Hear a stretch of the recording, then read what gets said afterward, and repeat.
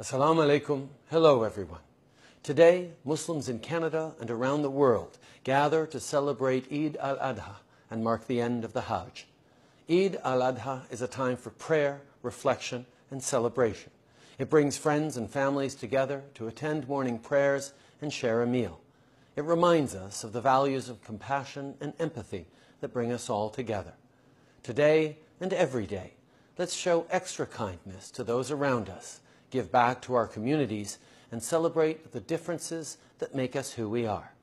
On behalf of our family, Sophie and I wish all those celebrating a blessed and joyful Eid al-Adha. Eid Mubarak. In the coming weeks between the House rising but before we return, Muslims in Australia and around the world will celebrate Eid al-Adha. Eid al-Adha commemorates sacrifices and triumphs of the Prophet Abraham.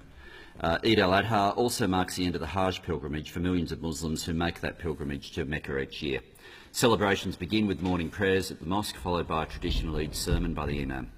Families, friends and communities gather to share greetings, gifts and meals and reflect on the lessons of sacrifice, compassion and unity that are at the centre of the story of Abraham's life and shared by all of the world's Abrahamic faiths. The Feast of Sacrifice serves as a reminder of how communities, nations and countries can unite in forgiveness, compassion and peace under one shared value, willingness to make a sacrifice. We are grateful for the contributions Australian Muslims have made to the social, economic and political fabric of our nation and to this House. Modern multicultural Australia thrives when we as a nation celebrate the diverse cultures, faiths and backgrounds.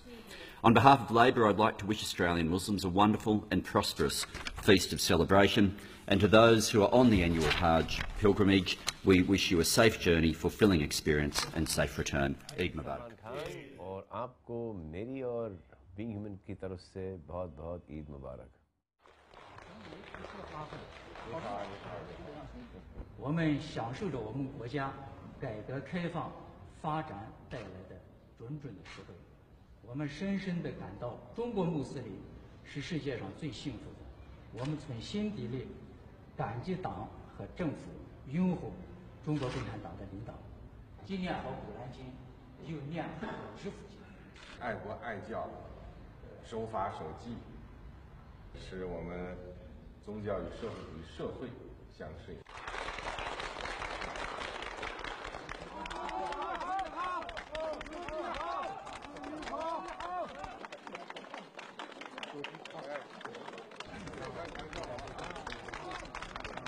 Assalamu alaikum. I'd like to send my warmest wishes to Muslims in London and around the world celebrating Eid. London's greatest strength is our diversity and the way we don't just tolerate but respect and celebrate our different traditions and backgrounds. Now more than ever, it's important we come together and stand against anyone who wants to divide us. From my family to yours, I wish you a wonderful Eid. Eid Mubarak. To Muslims at home and around the world celebrating Eid.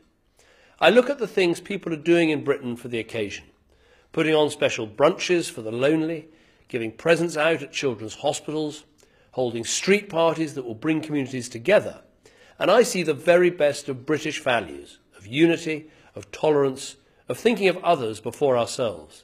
We need those values more than ever before, because we live in troubling times.